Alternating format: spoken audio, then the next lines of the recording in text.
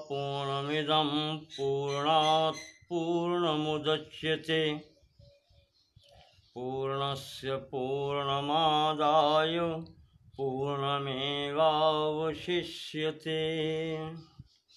ओम शांति शांति शांति। यं ब्रह्मा वरुणेन्द्ररुद्रमरुतः स्तुवन्ति दिव्यैस्तवैः वेदैः साङ्गपदक्रमोपनिषदैर्गायन्ति यं सामगाः ध्यानावस्थित तद्गतेन मनसा पश्यन्ति यं योगिनो यस्यान्तं न विदुः सुरासुरगणा देवाय तस्मै नमः देवाय तस्मै नमः। ओम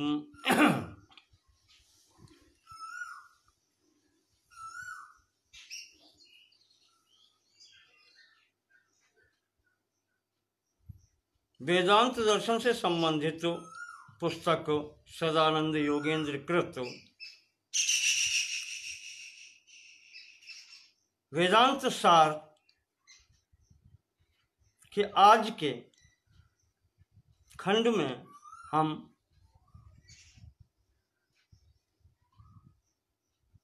अपवाद के संबंध में देखेंगे, पढ़ेंगे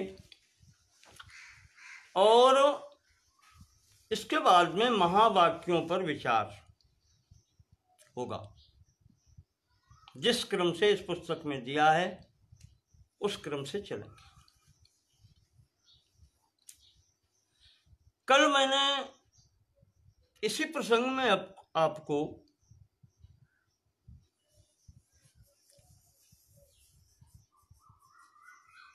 अध्यारोप की विवेचना हुई थी कि अध्यारोप क्या है।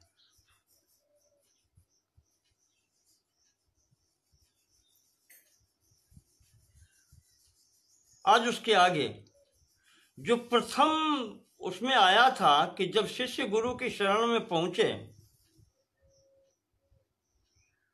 तो वहां आया था कि स परम कृपया, वो गुरु जो है बहुत कृपा करके दयालुता दिखा करके अध्यारोपापवाद न्यायेन एनम उपदिशते,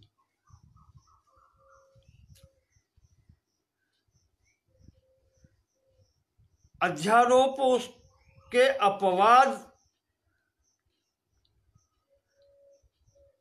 करके या इस न्याय से उसको उपदेश करता है। तो उसमें क्या है कि पहले अध्यारोप बताया जाए और उसके बाद में फिर उसका अपवाद किया जाए, निराकरण किया जाए।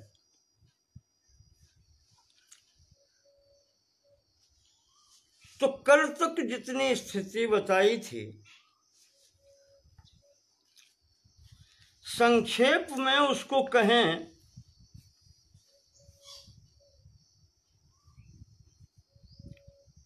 देहेन्द्रिय प्राण मनोहमादयः सर्वे विकारा विषया सुखादयः व्योमादिभूतान्यखिलं च विश्वम् अव्यक्तपर्यन्तमिदं ह्यनात्मा।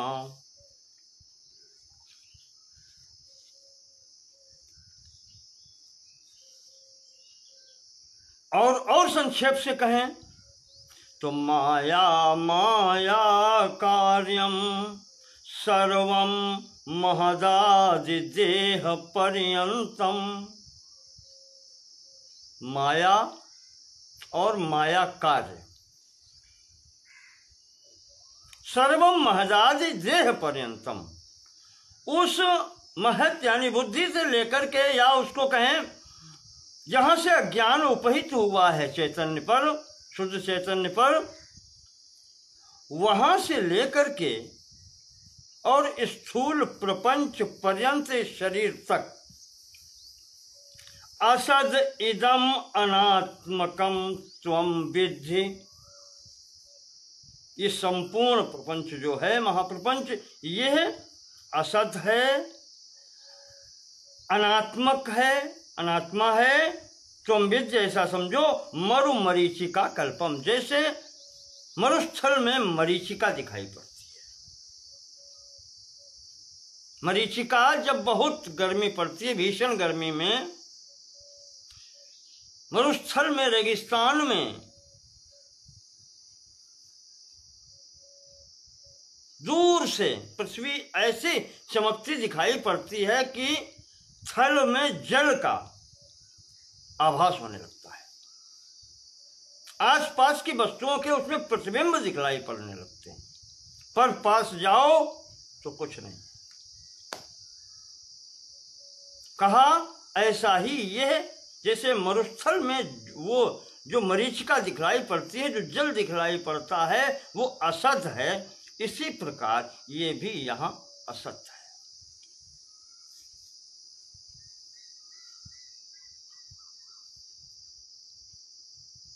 और यही अध्यारोप है। वस्तु में अवस्तु का आरोप ही अध्यारोप कहलाता है। अवस्तु यही अनात्मा, वस्तु वो आत्मा, आत्मा में अनात्मा का अध्यारोप।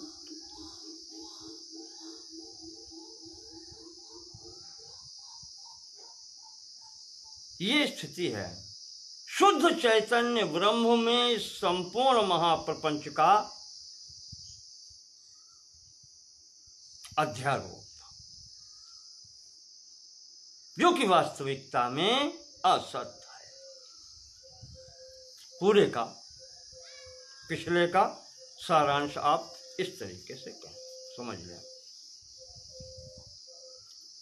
अब इस अध्यारोप का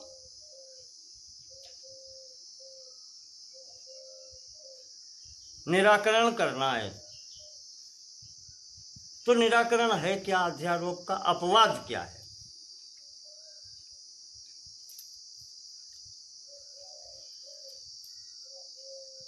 सदानंद योगेंद्र जी कहते हैं कि अपवादो नाम रज्जु विवर्तस्य सर्पस्य रज्जु मात्रत्ववद वस्तु विवर्तस्य अवस्तुनो अज्ञानादेह प्रपंचस्य वस्तु मात्रत्वम्।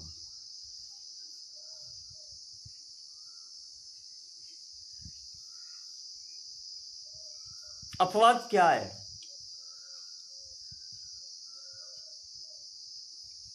रज्जु विवर्तस्य सर्पस्य,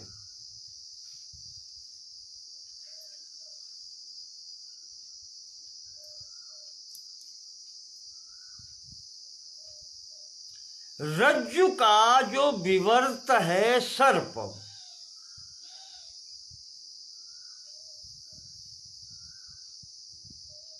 रस्सी में जो सर्प ऐसा आभासित होता है या दिखलाई पड़ता है,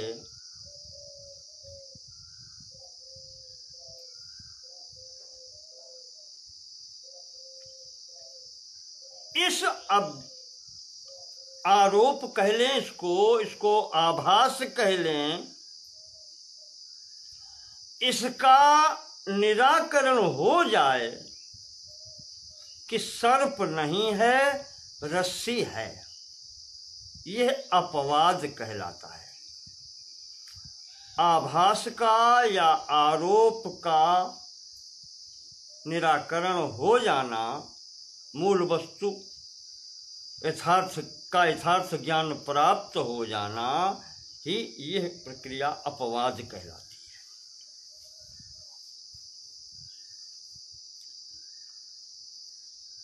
वस्तु विवर्तस्य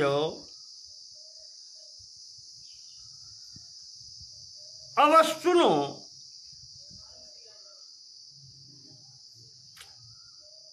वस्तु के विवर्त से अवस्तु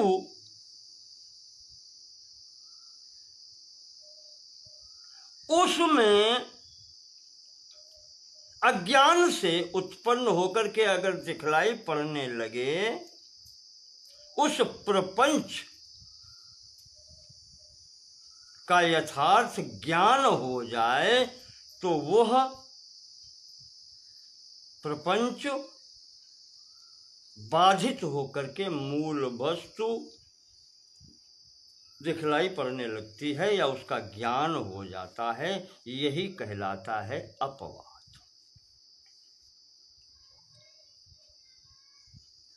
भ्रम से जो दूसरी वस्तु का आभास होने लगा था वो आभास निवारण हो जाना, ये कहलाता है अपवाद। और मूल वस्तु सामने आना, उसका ज्ञान हो जाना। अब यहां एक शब्द आया है विवर्त।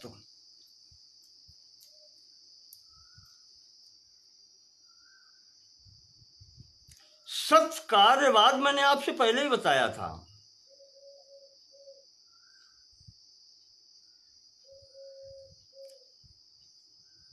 सद एव सौम्येदमग्र आसीद एकमेवा द्वितीयकम। पहले सत था। सत्कार्यवाद की प्रारंभिक अवस्था यही है।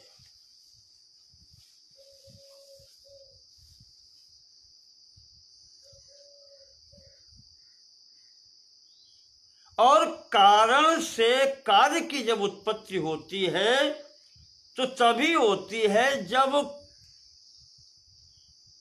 कार्य की उपस्थिति कारण में भी होती है। वो कारण उस कार्य को करने में या उत्पन्न करने में सक्षम होता है। ये सत्कार्यवाद है। कारण में कार्य की सत्ता अव्यक्त रूप से रहती है।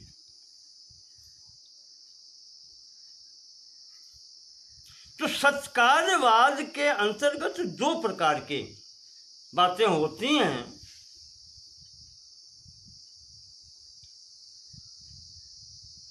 एक कहलाता है विकार और एक कहलाता है विवर्त।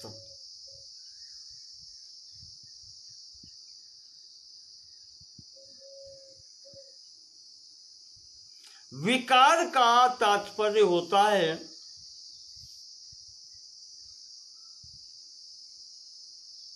जैसे उदाहरण से स्पष्ट हो जाता है, जैसे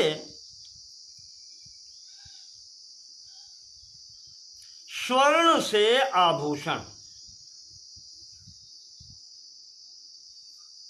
सोना है, सोने से आभूषण बनता है।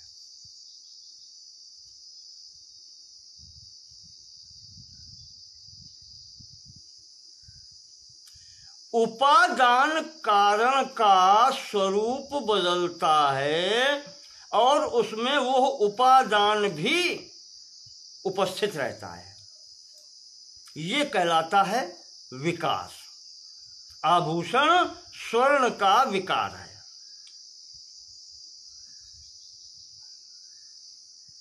यहां सतत्व तो अन्यथा प्रथा विकार इत्युदीरितः।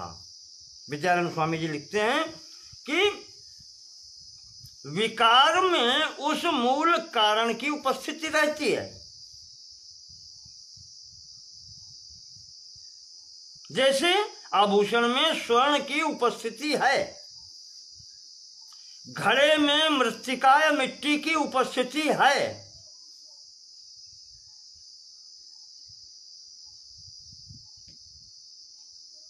ये कहलाते हैं विकार। और दूसरा है विवर्त।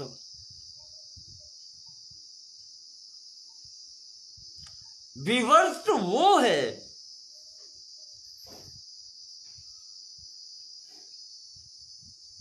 जिसमें कारण की उपस्थिति बिल्कुल नहीं होती। अतत्व तो अन्यथा प्रथा विवर्ष इत्युदीरता।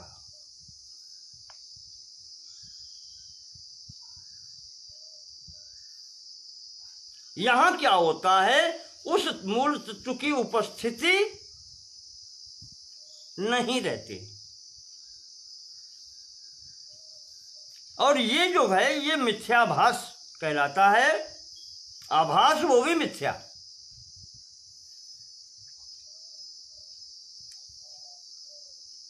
वेदांत दर्शन के अनुसार जो स्थिति अलग दिखलाई पड़ती है, तो ये दो ही स्थितियां हैं। जो मिथ्या प्रतीति है वो दो ही प्रकार से होती है। जैसे स्वर्ण से आभूषण बन जाने पर कोई कह दे कि ये कंठहार है, नाम बदल गया, तो उसमें स्वर्ण समाप्त नहीं हो जाता, स्वर्ण रहता है। सतत्व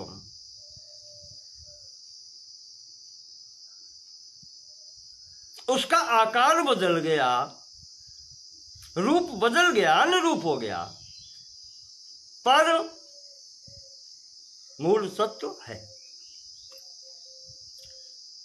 जबकि इसमें जब रूप परिवर्तन होता है, विवर्त जो कहा जाता है, उसमें मूल रूप का दर्शन ही नहीं होता, वह लोप हो जाता है।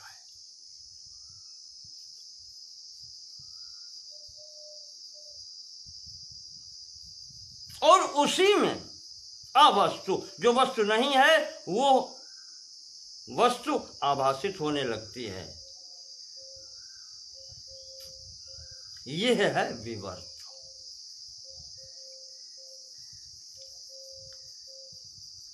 जबकि यथार्थ स्थिति यह है कि जैसे रस्सी है, रस्सी कहीं गई नहीं, उसने अपने रूप का त्याग भी नहीं किया, अब फिर भी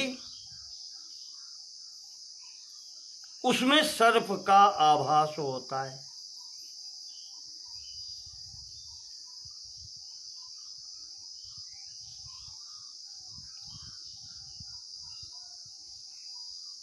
ये कहलाता है विवर्त। तो यहां जो स्थिति बनी है,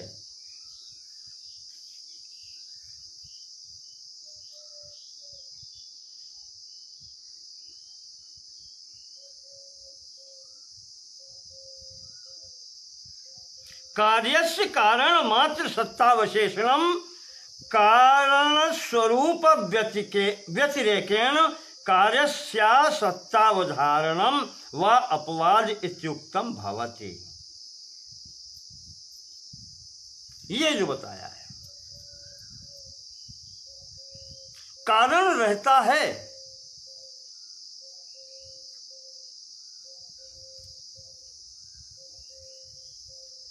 और अपना रूप बिना त्यागे रहता है,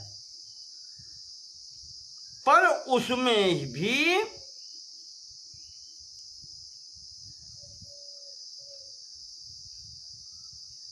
ऐसा कार्य दिखलाई पड़ता है जिसकी कोई स्थिति नहीं है। असत्तावधारण, जिसकी असत्ता है, वो उसमें दिखलाई पड़ने लगता है। तो अब यहां पर कहते हैं ये जो है विवर्त, ये कैसे हटे, तो जब ज्ञान हो जाता है,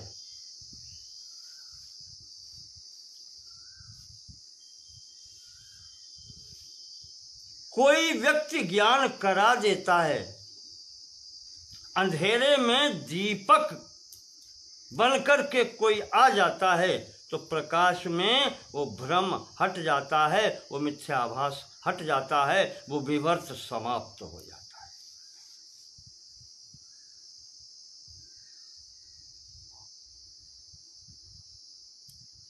तो अब यहाँ जो पीछे अध्यारोप बताया था,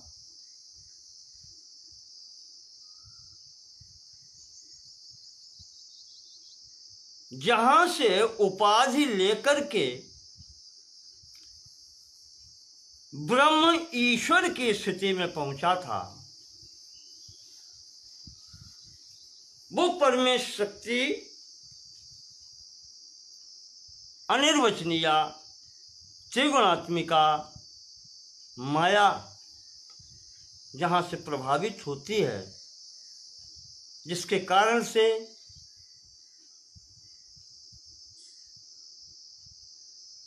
ब्रह्म ईश्वर ताम्रजेत, ब्रह्म ईश्वर भाव को प्राप्त हुआ। वहाँ से लेकर के जिस क्रम से वो माया का प्रभाव था, माया थी, उसके बाद में उसके द्वारा जो जो कार्य हुए हैं स्थूल प्रपंच पर्यंत, वो जिस प्रकार से उत्पन्न हुए हैं उसी क्रम से विपर्ययेण तु क्रमो अत उपपद्यते च इस न्यायम आश्रित्य। इस न्याय से जिस क्रम से उत्पन्न हुए हैं उसके विपरीत क्रम से लेकर के चलते हुए एक में कारण में कार्य को विलीन करते हुए इस न्याय के द्वारा यहाँ तक पहुँचना होता है। उत्पत्ति क्रम वैपरीत्येनापवादम क्रमेण दर्शयति तथा हेत्यादिना। उसके व्युत्क्रम से विपरीत क्रम से चलते हुए इसका अपवाद करना पड़ता है।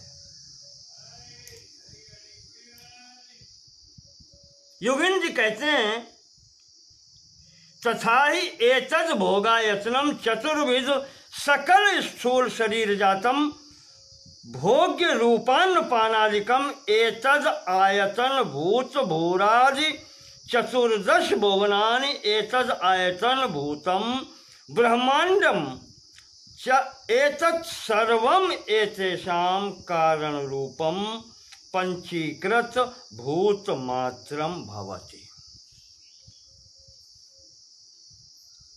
यहाँ बैठे हैं वहीं से प्रारंभ करते हैं। स्थूल प्रपंच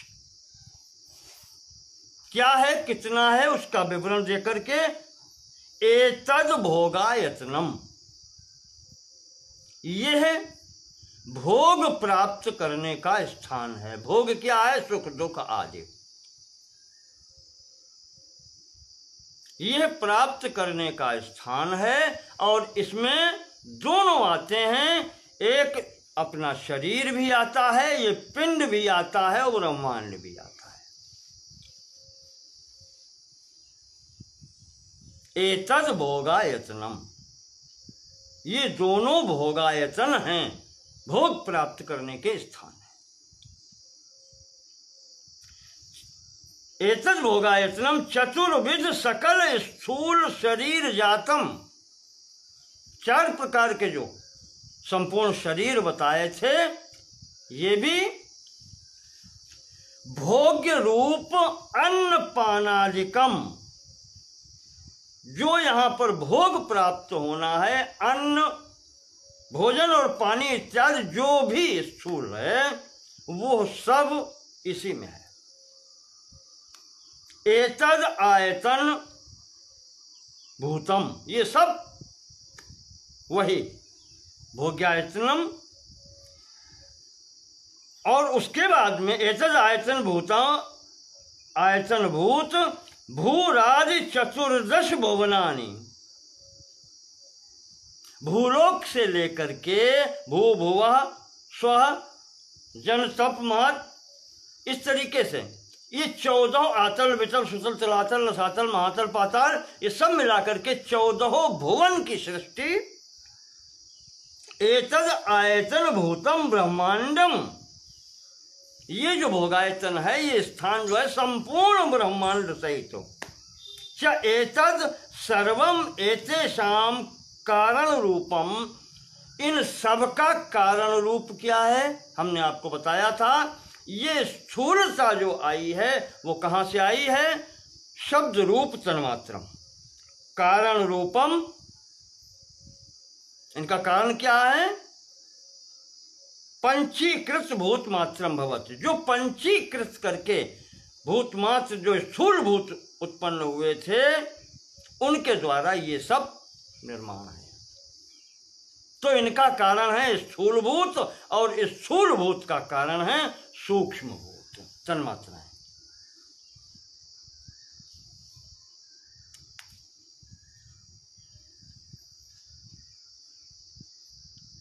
तो योगेंद्र जी यहां पर ये कहते हैं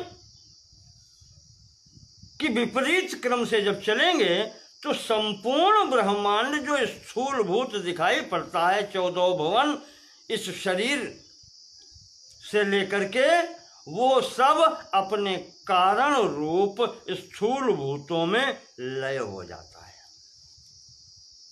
अब लय अवस्था, सृष्टि अवस्था प्रपंच हो गया, अब लय प्रपंच कैसे लय होता है? तो कहा ये सब अपने मूल जो हैं स्थूल भूतों में लय हो जाते हैं। कौन सा? आकाश, वायु, अग्नि, जल और पृथ्वी।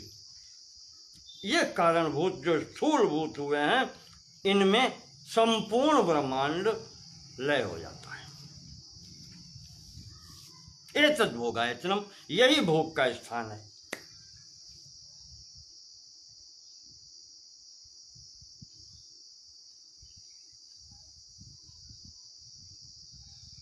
एतानि, अब एतानि शब्दादि विषय सहितानि पंचीकृतानि भूतानि सूक्ष्म शरीर जातम च एतत् सर्वम एतेषां कारण रूप अपंचीकृत भूत मात्रम भवति।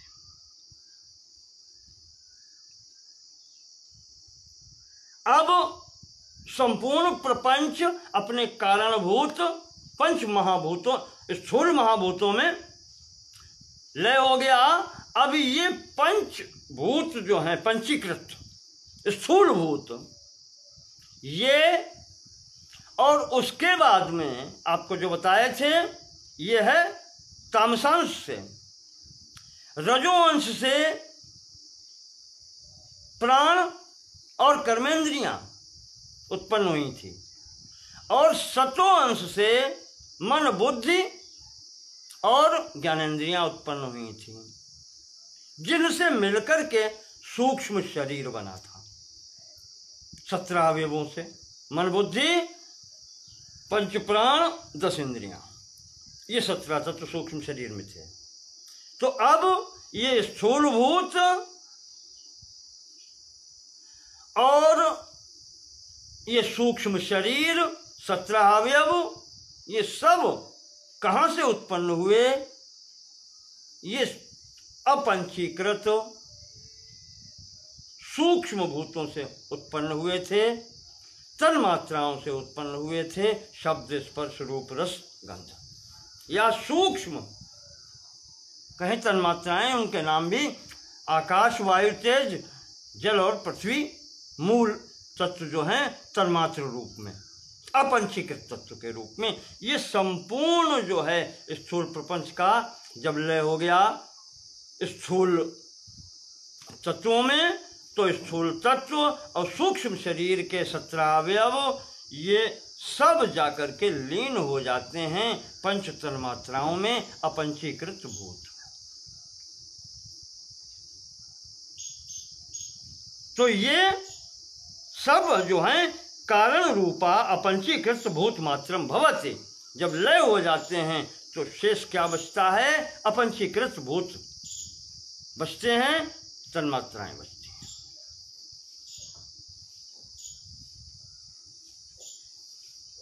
हैं। एतानि सत्वादि गुण सहितानि अपंचीकृतानि उत्पत्ति विक्रमेण तत्कारण कारणभूत अज्ञानोपहित चैतन्य मात्रम भवति। अब इन अपंचीकृत भूतों का क्या होता है? तन्मात्राओं का क्या होता है? ये जहां से आई थी, उत्पन्न हुई थी, ये क्रमशः उसी में विलीन होती हैं। कहाँ? अज्ञानोपहित चैतन्य मात्रम भवति। इनका कारण क्या है? अज्ञान से उपहित चैतन्य, ईश्वर जिसको कहा था।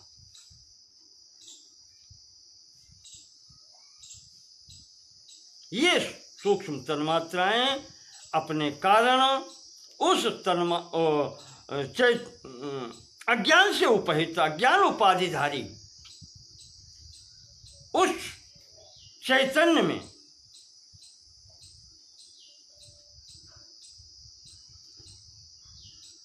या जो शुद्ध चैतन्य का माया में प्रतिबिंब बना था, उस प्रतिबिंब को ही यहाँ पर ईश्वर संज्ञा दी गई है। इसीलिए आपको दो उदाहरण दिए थे, वनवद और जलाशयवद। प्रतिबिंब रूप वाला वो और वही ईश्वर जो शुद्ध चैतन्य है, वो ईश्वरता को प्राप्त होता है। और उसी के आवेश के कारण ये माया, ये चैतन्यवद भवति। उसी के आवेश के कारण ये माया जो जड़ है वो चैतन्यवद भवति, वो चैतन्यवद कार्य करने लगती है। तो वो अज्ञान जो यहाँ से उपहित होता है,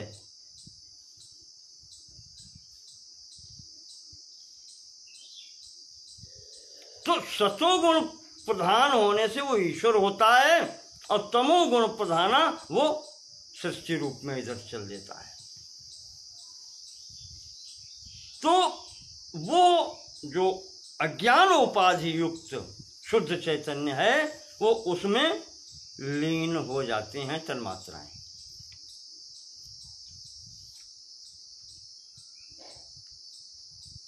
एतान सत्वादि गुण संहितान अपंचीकृतान उत्पत्ति व्युत्क्रमण। जैसे उत्पत्ति हुई थी उसके व्युत्क्रम से, कैसे उत्पत्ति हुई थी आपको याद होगा। अज्ञानोपहित चैतन्य से सर्वप्रथम आकाश की उत्पत्ति हुई थी। आकाशाद वायु, वायो अग्नि, अग्नेरापः, अद्भ्या पृथ्वी।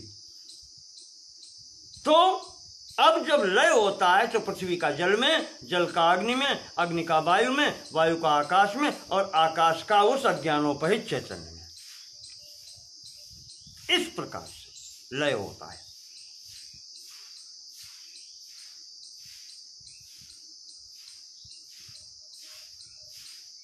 इसका टीकाकार ने महाभारत से थोड़ा सा प्रमाण दिया है। जगत प्रतिष्ठा देवर्षे पृथिव्याप सुप्रलीयते। संपूर्ण की जगत की जो प्रतिष्ठा है वो पृथ्वी पर है। जगत प्रतिष्ठा देवर्षे पृथ्वी अपसु प्रलीयते। पृथ्वी अपसु प्रलीयते, पृथ्वी जल में विलीन हो जाती है। ज्योतिष्यापः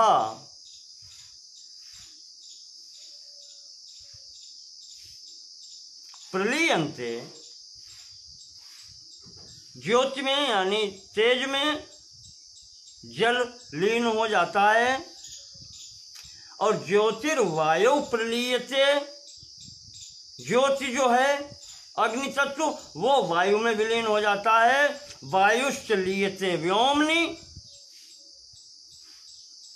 तच्चाव्यक्ते प्रलीयते। और वायु आकाश में और आकाश उस अव्यक्त में लीन हो जाता है।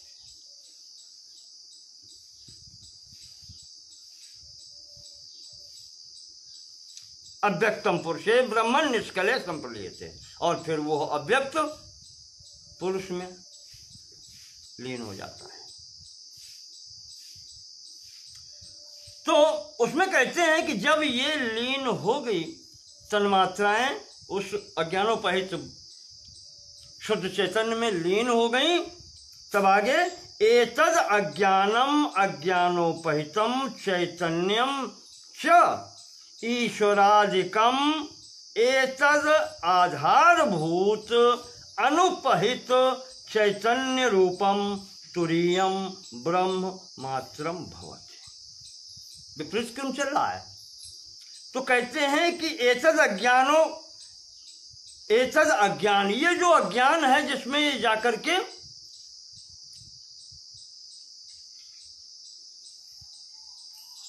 तन्मात्राएं लीन हुई थी, उससे उपहित हुआ जो चैतन्य है, यह अज्ञान उसमें लीन होता है। ईश्वरादिकम, वो जो ईश्वर कहा जाता है उसमें लीन होता है, और ईश्वरम आदिकम एतद आधार, और ईश्वर अपने आधार में। इसका आधार क्या है? शुद्ध चैतन्यम। एक ईश्वरादिकम एतद आधारभूता, इसका आधारभूत क्या है? अनुपहितम चैतन्य रूपम तुरीयम। ये ईश्वर कारण शरीर लेकर के आए थे।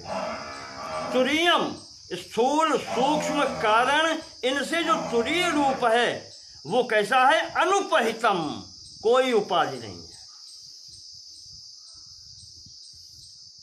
शुद्ध बुद्ध मुक्त अखंड एकमेवाद्वितीयकम। वो उस ब्रह्म में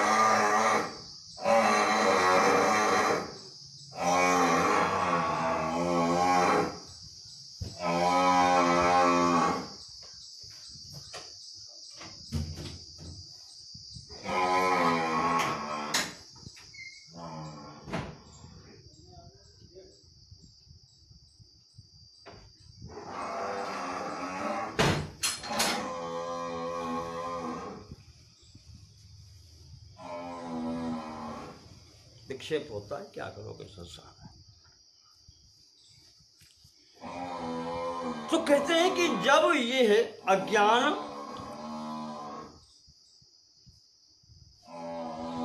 जो तमो प्रधाना माया का स्वरूप है, यह ईश्वर में लीन हो जाता है, अज्ञानोपहित ब्रह्म में लीन हो जाता है, और यह ईश्वर जो है वो अपने आधारभूत चैतन्य शुद्ध चैतन्य में लीन हो जाता है। कौन? तुरीयम ब्रह्म मात्रम भवति। और वही तुरीय अवस्था में ब्रह्म मात्र, केवल ब्रह्म के रूप में स्थित हो जाता है। तो आभ्याम अध्यारोपापवादाभ्याम तत्वम पदार्थ शोधनमपि सिद्धम भवति।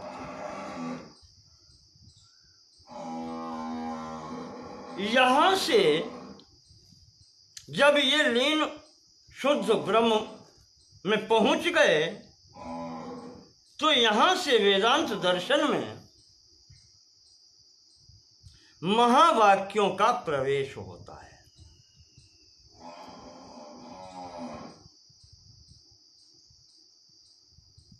महावाक्य वो कहे जाते हैं जो यथार्थ ज्ञान से अनुप्राणित होते हैं, वो महावाक्य कहे गए हैं।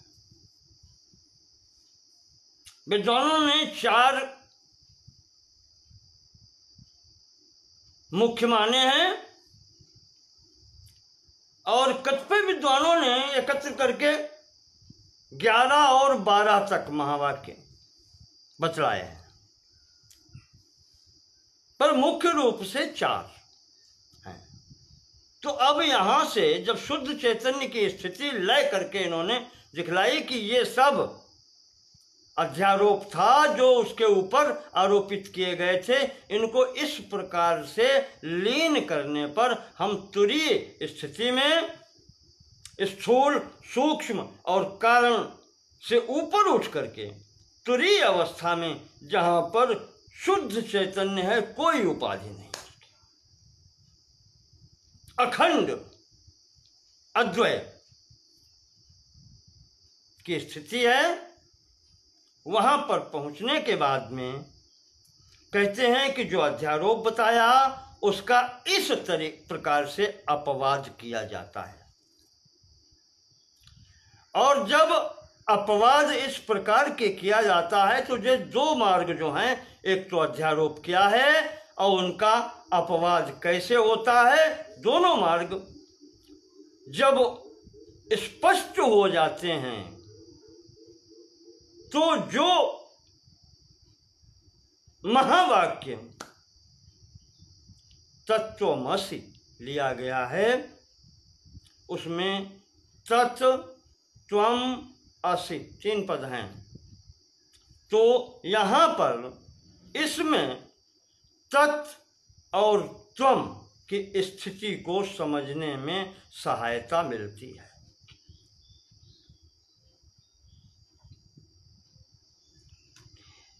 आभ्याम अध्यरोपापवादाभ्याम तत्त्वं पदार्थ शोधनमपि सिद्धम भवति। तत्त्वं पदार्थ, पदार्थ का मतलब यहाँ द्रव्य नहीं है, एक बात ध्यान रखिएगा। यहाँ पदार्थ का आशय है पद, धन, अर्थ। पद का अर्थ, पदार्थ, पदानाम अर्थः। पदों का तात्पर्य क्या है, उनका अर्थ क्या है। तो तत् और त्वम पदार्थ के शोधन में, शोधन का मतलब तात्पर्य ज्ञात करने में, यथार्थ ज्ञान प्राप्त करने में सिद्धम भवति, ये सहायता करता है, स्पष्ट करता है।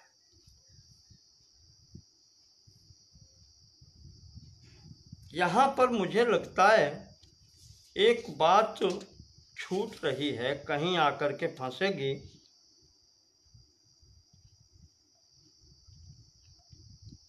क्योंकि मंगलाचरण के श्लोक में ही प्रथम ही इन्होंने लिया था अखंडम। मुझे याद आ रहा है वहां पर जो मंगलाचरण किया था योगेंद्र जी ने, अखंडम सच्चिदानंदम अवांग मनस गोचरम शब्द प्रथम प्रयोग किया था, अखंडम, और तब प्रयोग किया था सच्चिदानंदम।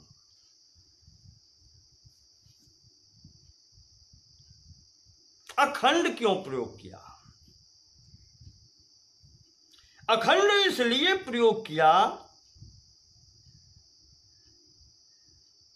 कि जो सत, चित और आनंद रूपी ब्रह्म है उसके खंड नहीं होते।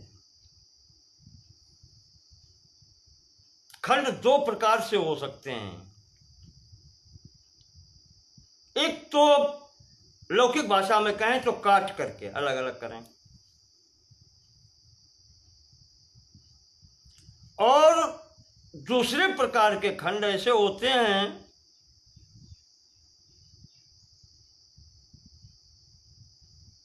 कि जिसमें समुदाय हो उसमें से अलग अलग करें। तो यहां तो एक है, तब खंड होते हैं, भाग होते हैं उसके। और एक ऐसे होते हैं जैसे ये शरीर है हमारा, इसमें भी अलग अलग भाग हैं, यद्यपि अलग नहीं हैं फिर भी भाग हैं। ये नाक है, ये आंख है, ये मस्तक है, ये हाथ है, भाग है, खंड है, अलग नहीं है फिर भी।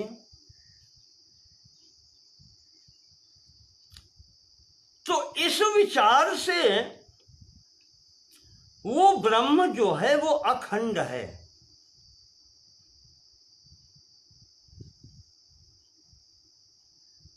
इसका स्पष्टीकरण विद्यारण्य स्वामी जी ने भी अपनी पंचदशी में दिया है।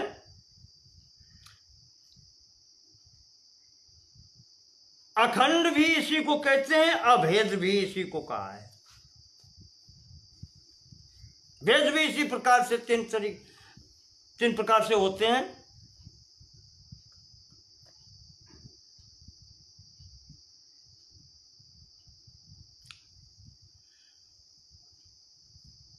दो प्रकार के मैंने बताए, काट के अलग करना, एक में ही अलग अलग होना, या एक जैसे दो होना।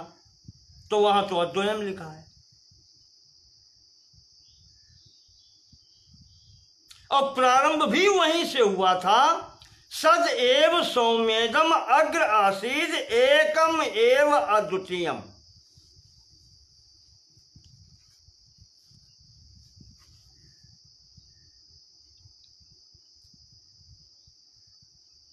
तो सत वस्तु जो थी वो एक थी। एक का मतलब है कि उसके जैसा कोई दूसरा नहीं था।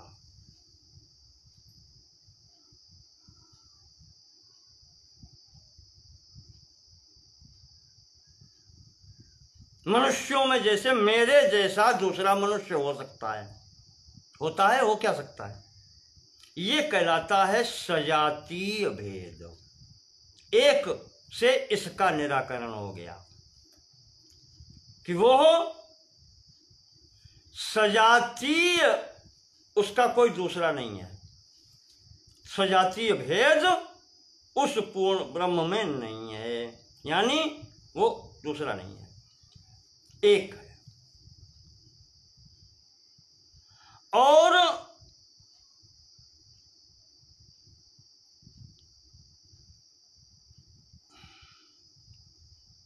एक एव अद्वितीयकम। एव शब्द कहते हैं जो प्रदर्शित करता है, एक ही। एक एव का मतलब एक ही। यह प्रदर्शित करता है कि उसके सिवा दूसरा नहीं।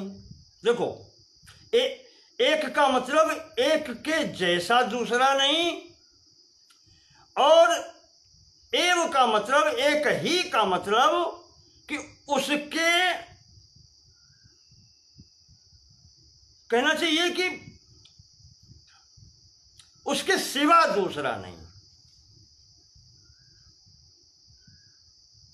ये क्या शो करता है, ये क्या प्रदर्शित करता है कि दूसरा, ये बताया था सजाती, एक का मतलब एक जैसा दूसरा नहीं होना, ये सजाती था। और एक ही का मतलब दूसरा नहीं, कहा विजातीय भी नहीं है। जैसे हम कहें हम मनुष्य हैं, उसका विजातीय हो गया पशु, पक्षी हो गए, कहा वो भी नहीं।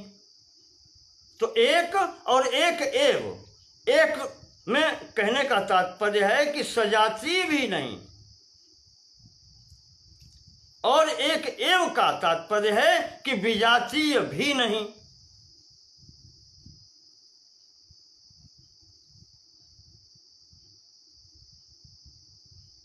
और अद्वितीय कहने का मतलब ये है कि वैसा कोई दूसरा नहीं है। दूसरा का मतलब ये है कि उसमें अपने अंदर भी कोई भेद नहीं है, स्वगत। एक सजाती, एक विजाती, और एक स्वगत। जैसे मैंने आप कहा था आंख, कान, नाक, ये सब एक में होते हुए भी अलग अलग हैं, ये भेद भी उसमें नहीं है।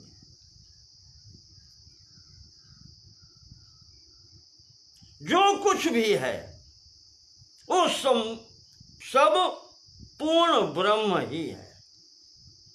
मुझे याद आता है विष्णु पुराण में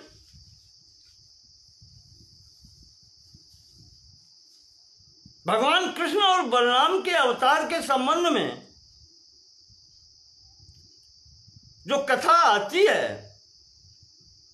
वहां कहा गया है कि भगवान विष्णु ने अपने 2 बाल श्वेत और श्याम भेज दिए, वही अवतरित होकर के कृष्ण और बलराम हुए।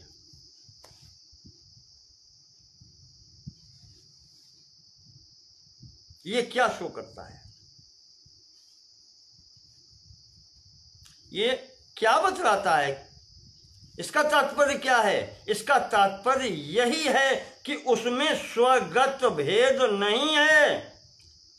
वो संपूर्ण आकर के जो कार्य करता है वही उसके बाल भी कार्य कर सकते हैं, उसका एक नाखून कार्य कर सकता है, उसका एक रोम, उसके पैर भी वही कार्य कर सकते हैं, वही उसके हाथ भी कार्य करते हैं, अगर इस स्वरूप में है। ये उदाहरण से और बताते हैं, वैसे तो निर्गुण और निराकार सर्वत्र समान है, पर इसी प्रकार से उसमें स्वगत कोई भेद नहीं है। आँख कान नाक मुख कुछ ये कहने की बातें नहीं है, इस प्रकार का भी भेद नहीं है। वो जहां से भी उपलब्ध है पूरा का पूरा उपलब्ध है। इसीलिए कहते हैं पूर्णमदः पूर्णमिदं पूर्णात् पूर्णमुदच्यते। जहां से भी पकड़ेंगे वो पूर्ण है। पूर्णमदः पूर्णमिदं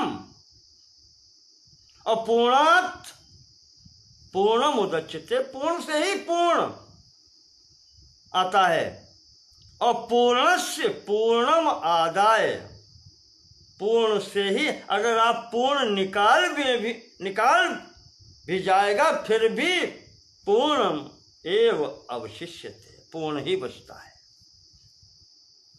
यही शुद्ध बुद्ध चैतन्य है, सच्चिदानंद अखंड एकमेव द्वितीयकम, यही ब्रह्म है।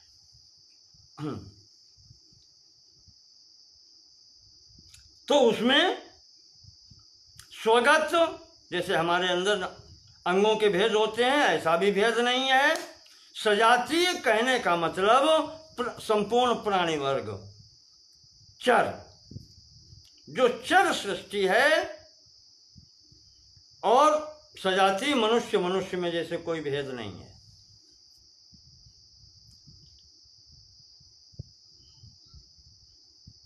जैसे मनुष्य में भेद होता है ऐसा उसमें कोई भेद नहीं है। और तीसरा विजातीय यहां पर लिया गया है प्राणवान और जड़, जिसमें चैतन्य युक्त और अचैतन्य, ये विजातीय लिए गए हैं। जीव और शिलादेह, इसमें अजीव जड़। तो चैतन्यांश सहित सचैतन्य और अचैतन्य, ऐसा भी कोई इसमें भेद नहीं है। तो न सजातीय भेद, न विजातीय भेद, न स्वगत भेद। ये स्वगत का एक उदाहरण और देते हैं, जैसे वृक्ष है, वृक्ष के अंतर्गत तना है वृक्ष का, टहनियाँ हैं वृक्ष की, पत्ते हैं वृक्ष के, फूल हैं वृक्ष के, फल हैं वृक्ष के, ये स्वगत भेद है। सजातीय भेद, आम का वृक्ष है, कोई नीम का वृक्ष है, कोई पीपल का वृक्ष है, ये सजातीय भेद हो गए। वृक्षों में भी भेद हो गए। और विजातीय का अर्थ है जैसे वृक्ष और शिला, इस प्रकार के भेद हो गए। तो यहां इस ब्रह्म में, अखंड ब्रह्म, अद्वैत ब्रह्म में कोई भेद नहीं। तो इसी बात में यहां पर अब आगे लेते हैं कि आभ्याम अध्यारोपापवादाभ्याम तत्त्वम पदार्थ शोधनमप सिद्धम भवति। इन दोनों अध्यारोप और इसके अपवाद, इन दोनों के द्वारा जो महावाक्य में तत् और त्वम पद आते हैं उनका अनुसंधान करने में सहायता मिलती है, वो अधिक स्पष्ट हो जाते हैं।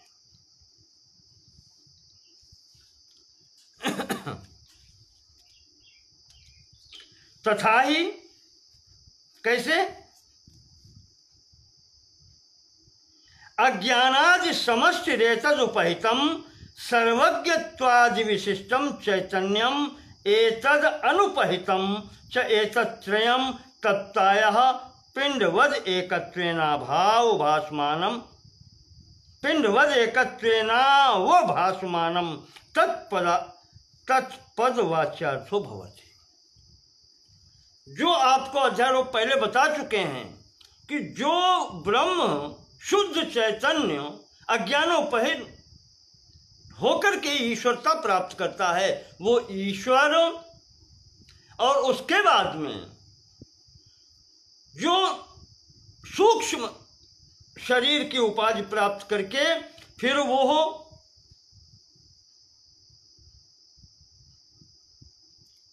सूत्रात्मा हिरण्यगर्भ उपाधि युक्त होता है, वो कहा जाता है। और उसके बाद में स्थूल शरीर प्राप्त करके जो वैश्वानर या विराट कहा जाता है, ये संपूर्ण जो स्थिति है वह विशिष्टम चैतन्यम एतद, ये विशिष्ट चैतन्य से, वो अनुपहित जो चैतन्य है, वो जो ब्रह्म है, वो शुद्ध चैतन्य है और ये उपाधि सहित चैतन्य है, इसलिए इनको विशिष्ट चैतन्य कहा जाता है।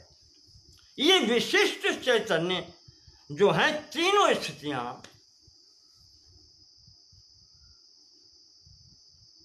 उपाधि सहित, उपाधि रहित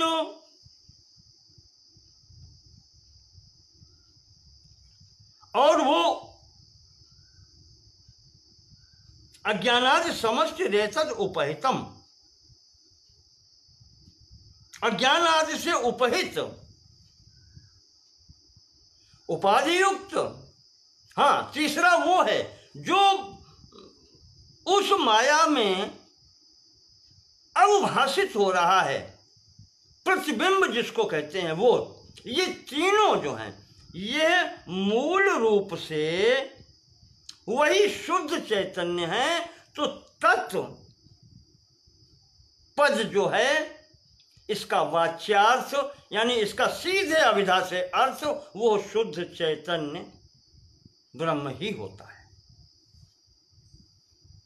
तत्पदार्थ वाच्यार्थो भवति, वाच्य अर्थ अभिधा से प्राप्त। मैंने कहा था आपसे कि पद का अर्थ 3 प्रकार से प्राप्त होता है, अभिधा, लक्षणा और व्यंजना। तो जो अभिधा से प्राप्त अर्थ होता है उस पद का, वो वाच्यार्थ भी कहा जाता है और उसे कहीं कहीं अभिधेयार्थ भी कहा गया है। अभिधा से अभिधेयार्थ या अभिधेय भी कहते हैं, अभिधेय।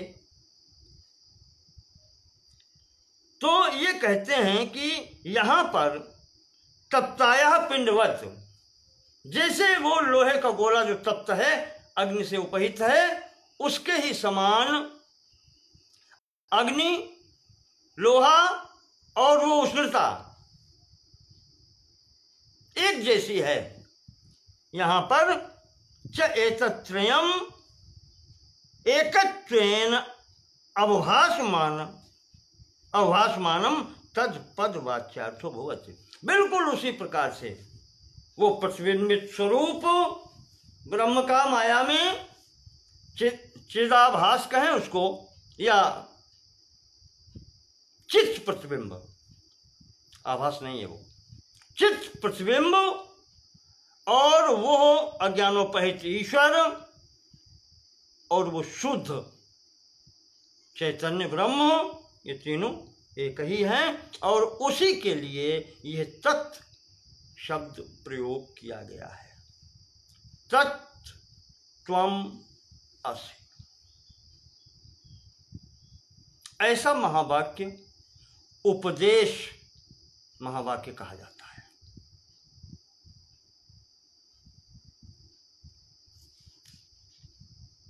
ये उपदेश वाक्य है, उपदेश के लिए प्रयोग हुआ है। तत्त्वम असि, कहा तत्पदार्थ का वाच्य अर्थ इस प्रकार से प्राप्त होता है, सीधा अभिधा से।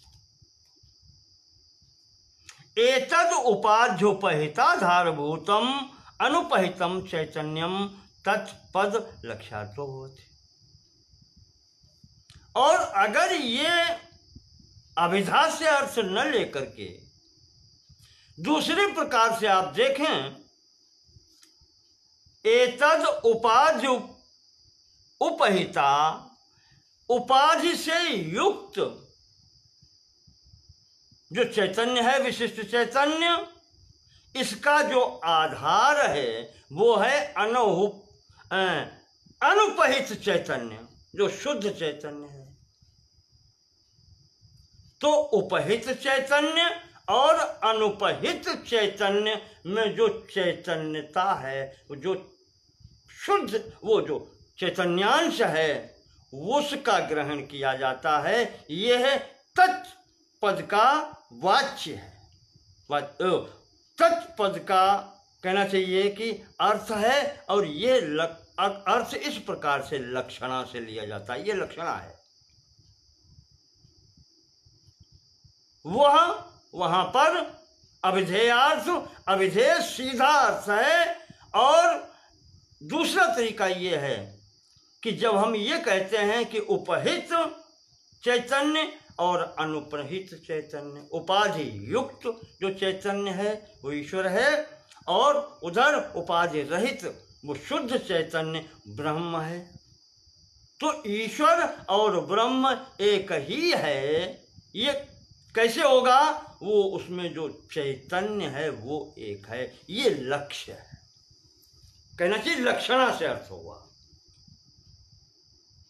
जब सीधा अर्थ न निकले तो लक्षणा से अर्थ लिया जाता है। इसी प्रकार अज्ञानादि व्यष्टिरेतद उपहिताल अल्पज्ञत्वादि विशिष्ट चैतन्यम एतद अनुपहितम चैतन्यम तप्तायः पिंडवद एकत्वेनावभासमानम त्वम पदार्थ त्वम पद वाच्यार्थो भवति। बिल्कुल ठीक उसी तरीके से ये समष्टि रूप में पहले बताया, अब व्यष्टि रूप में भी वही इसकी स्थिति है। व्यष्टि रूप में जो इसकी अज्ञानादि की उपाधि से युक्त होकर के जब ये माया वश होकर के जीव की उपाधि ग्रहण करता है, वहां से लेकर के वो ईश्वर है और ये जीव है। तो जीव जिसको आप प्राज्ञ कहते थे, याद होगा आपको, कारण अवस्था में यही जीव प्राज्ञ, और दूसरी अवस्था में सूक्ष्म शरीर जब मिला इसको तो ये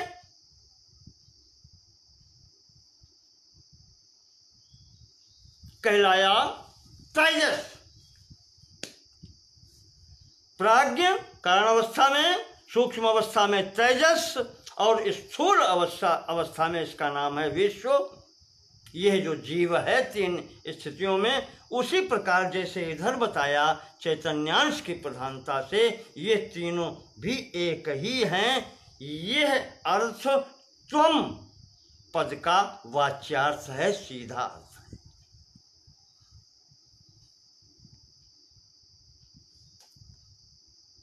अथवा अभिधा से अर्थ ये है, और बिल्कुल ठीक जैसे पहले बता दिया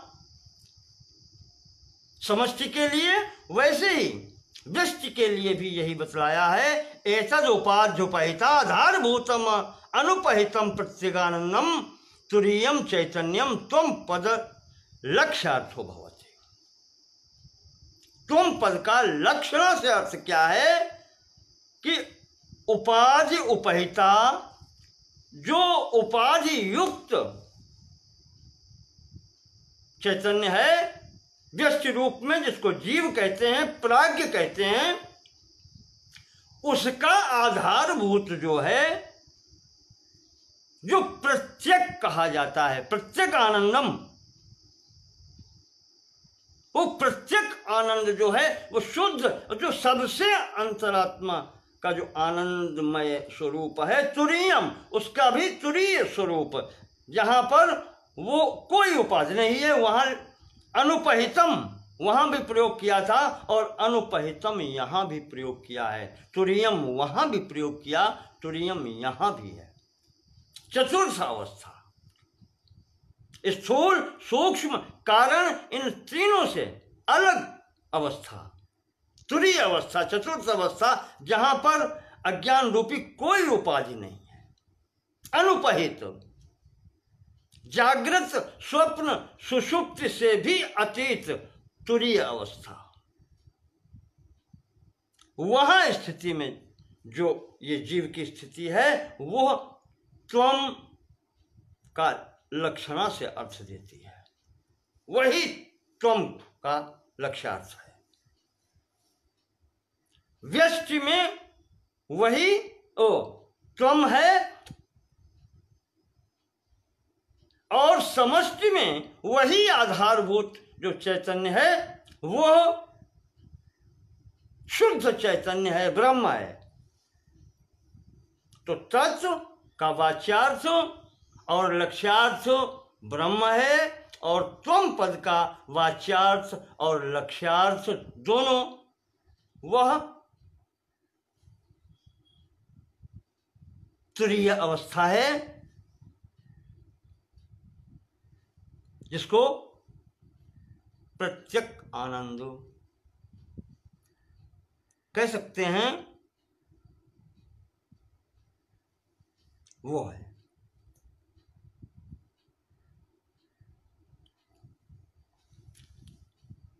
अब इसके आगे महावाक्य पर विचार होता है।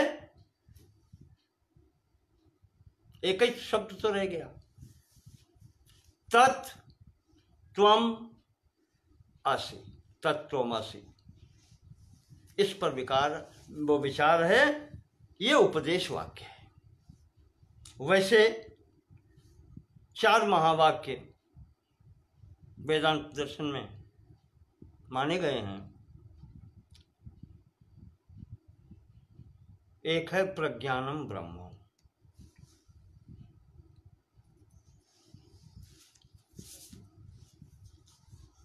दूसरा है अहम ब्रह्मास्मि, तीसरा है तत् त्वम असि, और चौथा है अयम आत्मा ब्रह्म। ये 4 महावाक्य हैं और महापुरुषों ने कहा है कि ये चारों वेद से लिए गए हैं।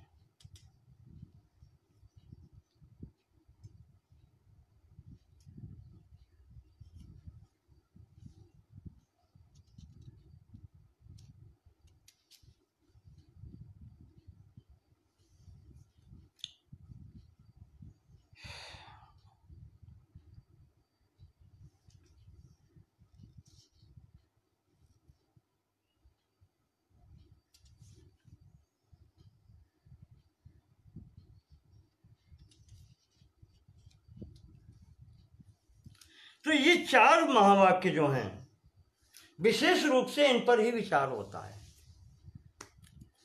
तो यह जो है उपदेशात्मक है, उपदेश वाक्य है।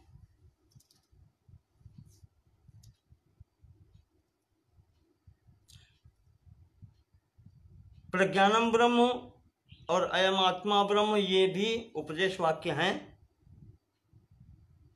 पर ये निर्देश वाक्य कहे जाते हैं। और अहम ब्रह्मास्मि ये अनुभव वाक्य है। महावाक्यों के श्रेणियों में, इन श्रेणियों में ये रखे गए हैं। तो महावाक्य पर विचार करते हैं। तत्त्वम् असि, तत्त्वमसि। योगेंद्र जी लिखते हैं अथ, यहां से प्रारंभ कर रहे हैं फिर पुनः, अथ महावाक्यार्थो वर्ण्यते।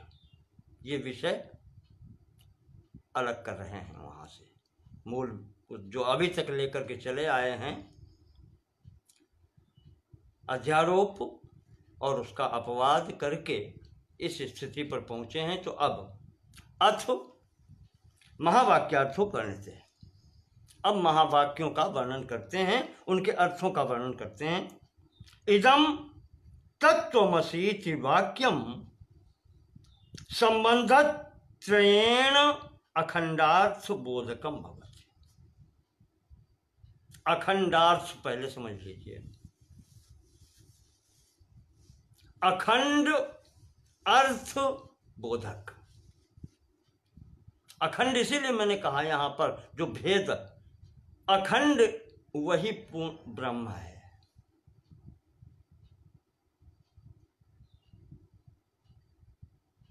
अखंड वही ब्रह्म है और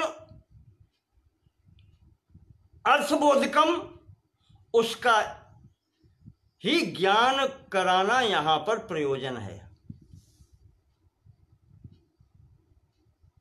तो परमात्मा संबंधी ज्ञान का बोध कराने के लिए शब्द और अर्थ के बीच में 3 प्रकार के संबंध माने गए। संबंधत्रयेण अखंडार्थ बोधकम भवति।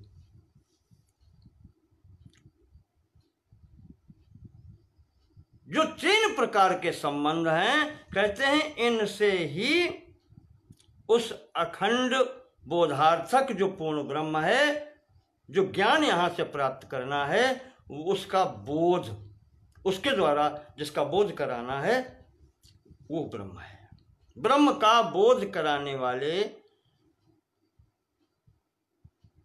ज्ञान को शब्द और अर्थ के बीच 3 प्रकार के संबंधों से वो ज्ञात होता है। संबंधत्रयम नाम,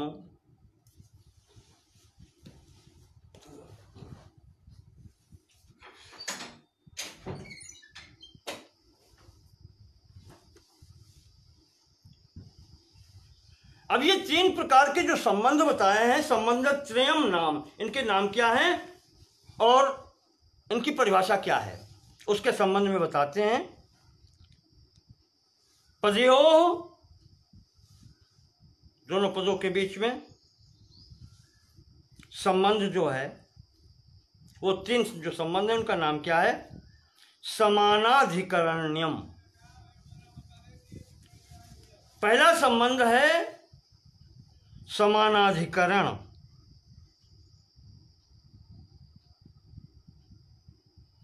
समानाधिकरण्य यानी कि जिन 2 पदों के बीच में संबंध होता है, दोनों का अधिकरण, अधिष्ठान समान है। पहला संबंध ये, दोनों पद समानाधिकरण्य हैं।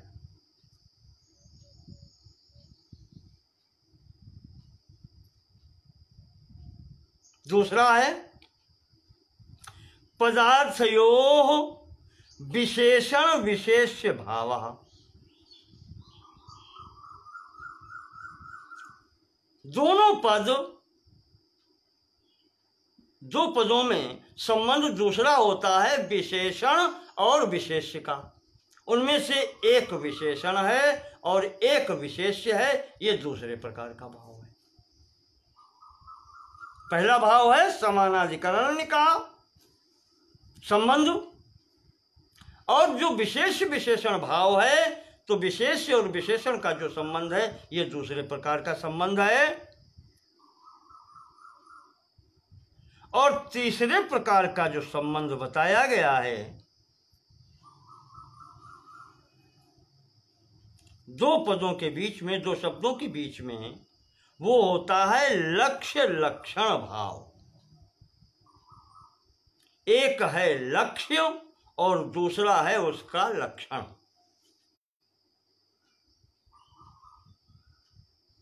देखें आप, विशेष विशेषण भाव से ही मिलता हुआ लक्ष्य और लक्षण भाव।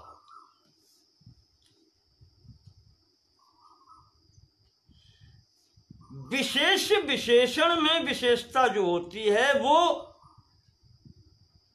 समक्ष की होती है, प्रत्यक्ष की होती है, और लक्ष्य लक्षण भाव में आवश्यक नहीं है कि दोनों प्रत्यक्ष हों, एक प्रत्यक्ष एक परोक्ष।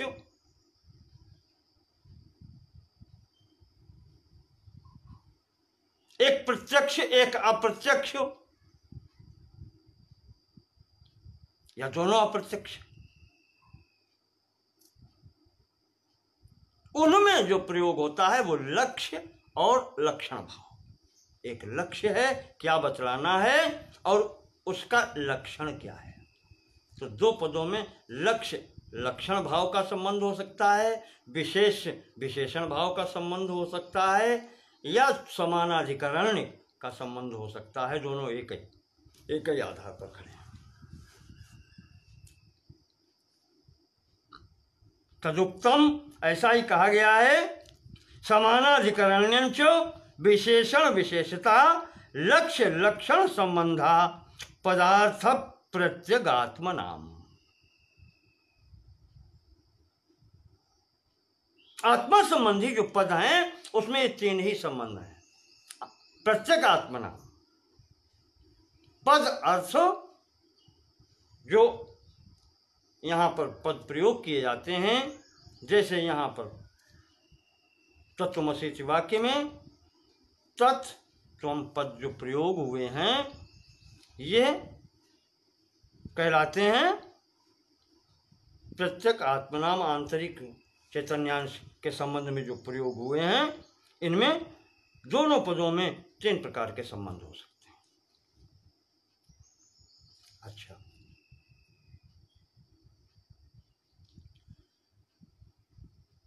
समानाधिकरण्य संबंध तावद यथा, उदाहरण दे रहे हैं।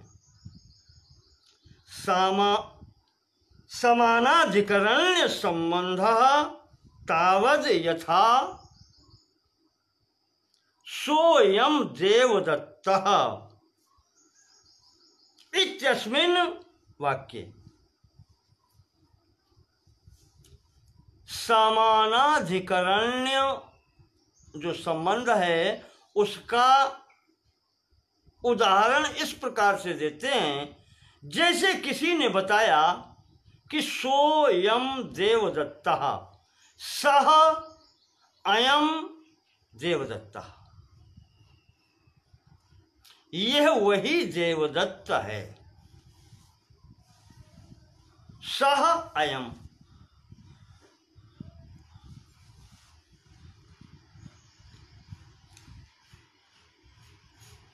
इस वाक्य में दो पद जो हैं सह और अयम,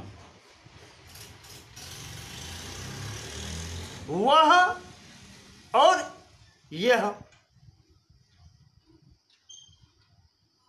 कहा इन पदों का अर्थ समानाधिकरण्य है। कैसे है?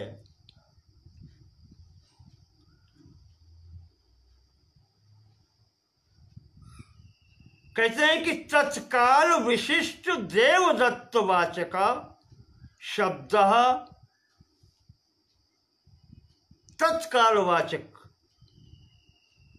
तत्काल विशिष्ट देवदत्तवाचक सशब्दस्यैतत् काल विशिष्ट देवदत्तवाचकायं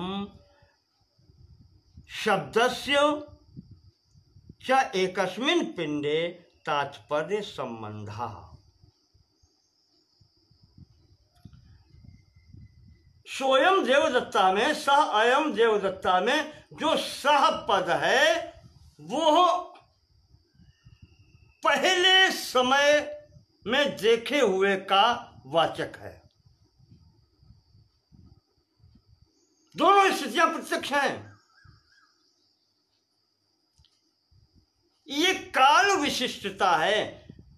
भूत काल में जाकर के जो मैंने व्यक्ति देखा था उसके लिए प्रयोग होता है सह, वो तत्काल विशिष्ट है। और यह पद जो है अयम, वो एतत् काल विशिष्ट है, इस समय के विशिष्ट है। पर वो तत्काल विशिष्ट पद सह जिस देवदत्त में देखा गया था वही देवदत्त अयम पद से एतत् काल विशिष्ट रूप में देखा जा रहा है। तो अधिकरण आधार जो था वो देवदत्त रूपी शरीर था, वो वहां भी देखा गया और वही शरीर यहां भी देखा जा रहा है। तो ये अधिकरण समान है, क्योंकि देवदत्त वही है जो सह के लिए था, पद के लिए, और आज यहाँ अयम पद के लिए है। तो इन सह और अयम पद का समानाधिकरण देवदत्त है, इसलिए इन दोनों पदों का संबंध समानाधिकरण्य संबंध कहा जाएगा। आशा है बात समझ में आई होगी। अधिकरण जो आधार है, वो पद बोलने का जो वाच्यार्थ है, वो ये कह रहा है कि सह जिस व्यक्ति के लिए या जिस शरीर के लिए कहा था वही शरीर यहाँ भी उपलब्ध है, और उसी के लिए अयम शब्द कहा जा रहा है। तो इस कारण से वो शरीर या वो व्यक्ति एक ही है, यानी आधार एक ही है, अधिकरण जो है वो एक ही है, और उसी के लिए सह शब्द प्रयोग हुआ, उसी के लिए अयम शब्द प्रयोग हुआ। तो यह दोनों शब्दों के बीच में जो संबंध है वो समानाधिकरण्य संबंध है। वो तत्काल विशिष्ट सह और यह एतत्काल विशिष्ट अहम अयम शब्द एतत्काल विशिष्ट।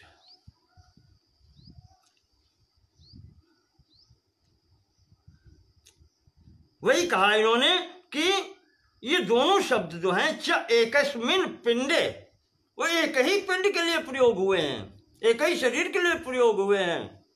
तात्पर्य संबंधा, जो ये संबंध है उसका तात्पर्य ये है, तथा च तत्त्वमसि इति वाक्येपि, बिल्कुल ठीक इसी प्रकार से तत्त्वमसि वाक्य में भी परोक्षत्वाद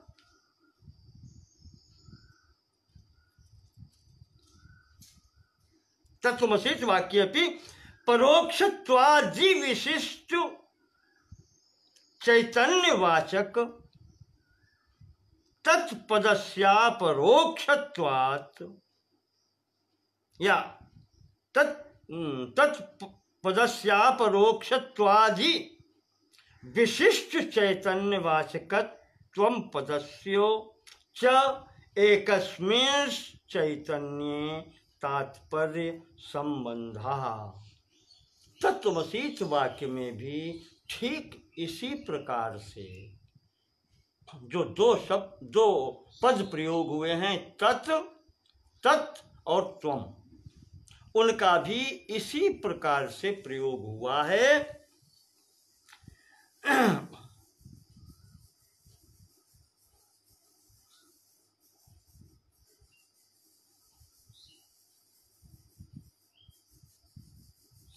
परोक्षत्वात् अविशिष्ट, अविशिष्ट तत्व शुद्ध चैतन्य, और विशिष्ट तत्व वह उपाधि सहित चैतन्य। तो जब अपरोक्ष जो विशिष्ट अविशिष्ट चैतन्य है, यानी जो ब्रह्म स्वरूप शुद्ध चैतन्य है, उसके लिए तत् पद का प्रयोग हुआ है। और जो विशिष्ट चैतन्य युक्त यहाँ पर जो उपाधि युक्त है, विशिष्ट चैतन्य वाला जो व्यक्ति है, उसमें वो चैतन्यांश को देख करके त्वम शब्द का प्रयोग हुआ है। तो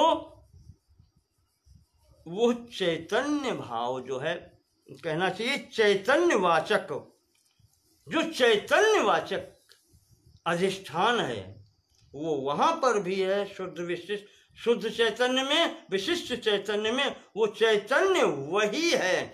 उसके लिए यह वाच्यार्थ दोनों संबंध में प्रयोग किए गए हैं। तो अधिकरण चूंकि वो चैतन्यांश ही है, उस चैतन्यांश के लिए ही तत्शब्द भी परोक्ष स्थिति में कहा गया है और यहाँ अपरोक्ष स्थिति में कहा गया है त्वम शब्द।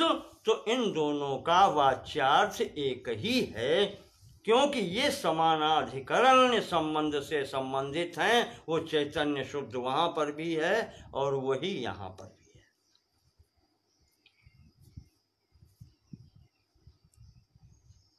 ये कहते हैं जैसे सह और अहम शब्द देवदत्त में समानाधिकरण्य है, उसी प्रकार से तत् और त्वम पद समानाधिकरण्य उस शुद्ध चैतन्य में है। ये वाच्यार्थ है।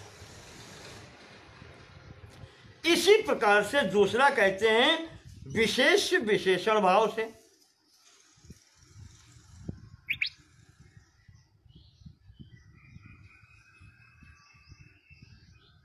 विशेषण विशेष भाव संबंधस्तु तथा तत्रैव वाक्ये सशब्दार्थ तत्काल विशिष्ट देवदत्तस्यायं शब्दार्थैः तत्काल विशिष्ट देवदत्तस्य च अन्योन्य भेद व्यावर्तकतया विशेषण विशेष भावः।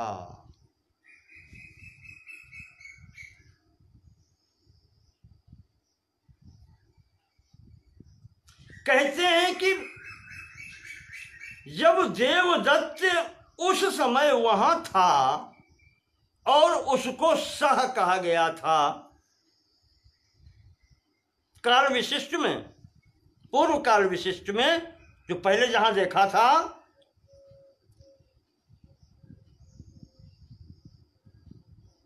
वह सब जो स पद है, अब जब यहां उसको प्रयोग कर रहे हैं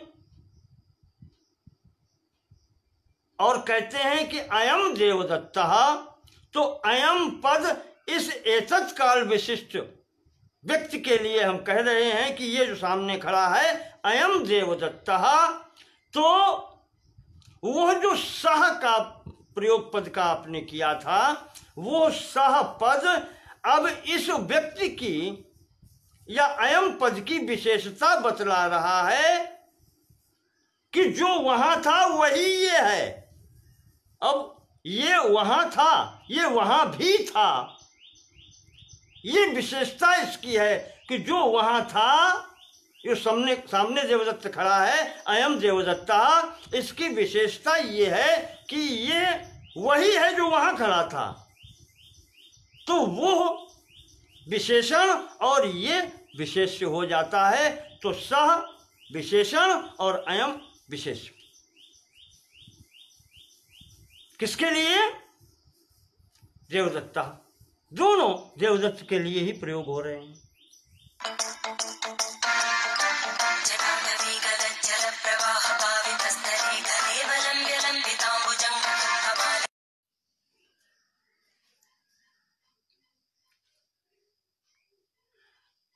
तो इस तरीके से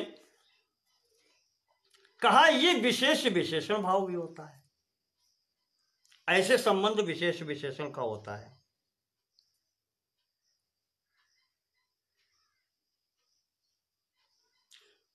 तो उस देवदत्त में और इस देवदत्त में कोई भेद नहीं है। तो जो प्रथम सा शब्द प्रयोग किया गया था कि ये समक्ष जो अयम देवदत्त है, ये वही देवदत्त है जो वहां था। स देवदत्ता अयम देवदत्ता, तो स देवदत्ता वो विशेषण हो गया और अयम देवदत्ता ये विशेष्य हो गया। इस प्रकार से यहां पर विशेषण और विशेष संबंध हो जाता है। तत्पदार्थ, इसी तरीके से तत्पदार्थ परोक्ष द्वादि विशिष्ट चैतन्यस्य और त्वम पदार्थ अपरोक्षत्वाद विशिष्ट चैतन्यस्य। तो तत्व से तात्पर्य है कि जो प्रथम विशिष्ट चैतन्यता को प्राप्त हुआ था वो पूर्ण ब्रह्म, वो तत्व उसका वाचक है। और वही चैतन्यता आज यहां पर विशिष्ट चैतन्यांश में दृष्टिगोचर हो रही है, जिसके लिए त्वम शब्द प्रयोग कर रहे हैं। तत्व वह और त्वम जो समक्ष है, अपरोक्ष है, तो यह वही चैतन्यांश है जो यहां है। तो वो विशेषण हो गया और ये समक्ष वाला विशेष हो गया। इस प्रकार से ये विशेष विशेषण भाव से होता है संबंध। देखें आप तो चैतन्यांश में समानाधिकरण से भी सिद्ध हो रहा है कि दोनों एक हैं। यहां विशेष और विशेषण से भी, संबंध से भी सिद्ध हो रहा कि दोनों एक हैं। अब तीसरा जो रह जाता है लक्ष्य लक्षण भाव,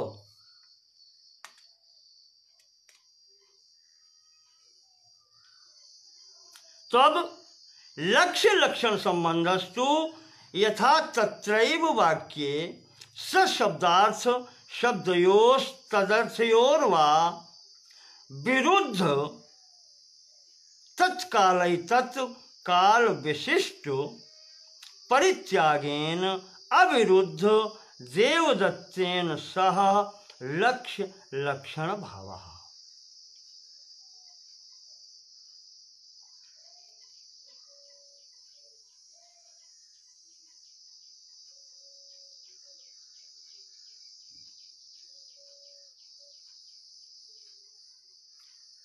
जैसे स्वयं देवदत्त में सह और अयम में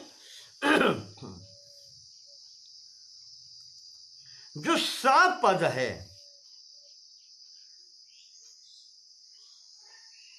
सह पद है जो, वो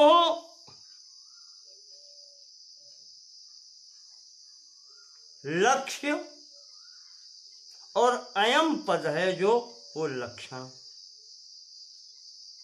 अयम देवदत्तः में जो लक्षण हैं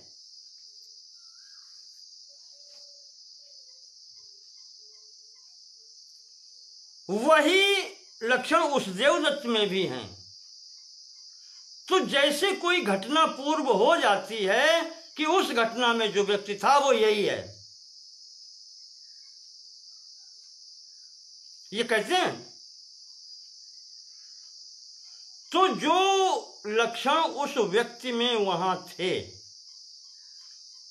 रूप, नाम और गुण, वो सब यहां इसमें हैं। रूप, नाम, सब जितने भी। तो बताना ये है, लक्ष्य क्या है? लक्ष्य है यह जो अयम देवदत्ता है इसको बताने का। अपरोक्ष जो बिल्कुल ठीक सामने है उसके विषय में बताने का है, लेकिन सारा वहां से, लक्षण वहां से लेते हैं।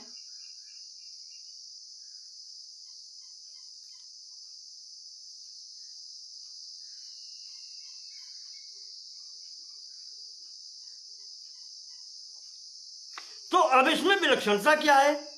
भेद वही है, काल भेद, तत्कालिक और अतत्कालिक। तो जो इसमें विरोधी गुण है उनको छोड़ देते हैं। काल का विरोध है, वो पहले का है, ये बाद का है, छोड़ दीजिए। शेष क्या है?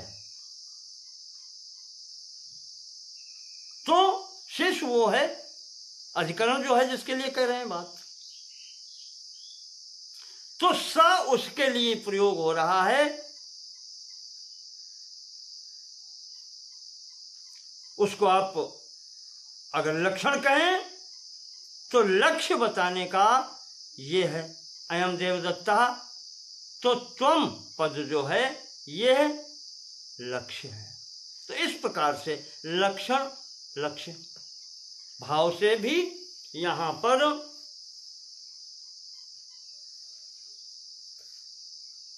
एकात्मकता सिद्ध होती है, दोनों एक ही हैं। इसी प्रकार से तत्वमसि में तत् अनुपहित, जब उपाधि युक्त नहीं था तब शुद्ध चैतन्यांश, और ये है यहाँ पर उपहित चैतन्यांश है, विशिष्ट चैतन्य है, तो वो त्वम। तो जो लक्षण वहां थे चैतन्य के, वो लक्षण यहाँ भी उपस्थित हैं। इस कारण से यह लक्ष्य लक्षण संबंध भी हो गया।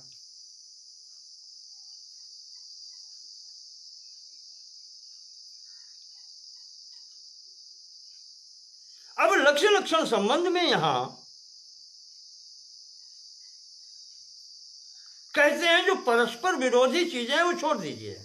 जैसे काल विरोधी, काल है, छोड़ दीजिए, काल वहां से भी हटा दीजिए, यहां से भी हटा दीजिए।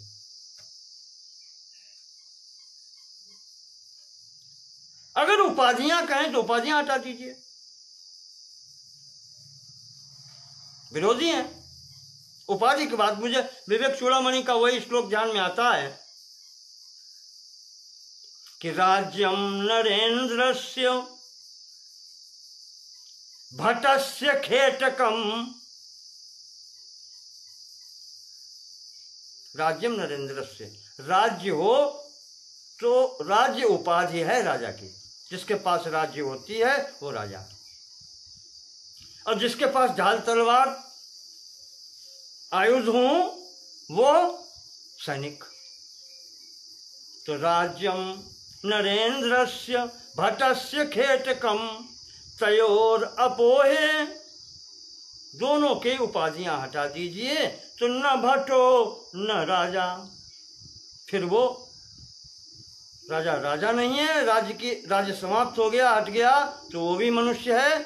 और ये जो भट है, सिपाही है, सैनिक है, उसका भी आयुध आज हट गए तो वो भी मनुष्य है।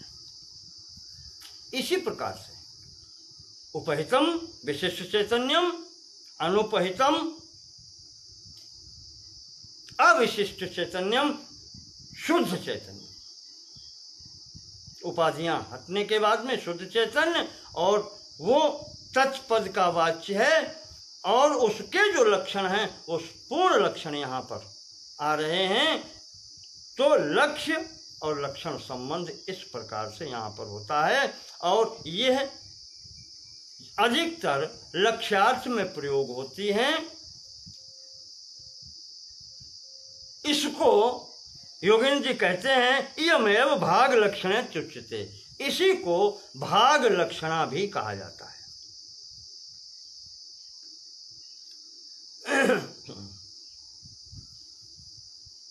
तो अब महान वाक्यों पर विचार हो रहा है, तो समय हो गया है, इसको फिर यहीं स्थगित करते हैं। अब लक्षणा ये आ गई हैं, तो ये इनके संबंध में भी बात होगी, और फिर कल होगी इस संबंध में बात। मैं सोच रहा था कि आगे तक चलूँगा, पर देखते हैं, ईश्वर की इच्छा है, वो जो कर रहा है वो उसके आधार पर चल रहे हैं। धन्यवाद। नमो नमः।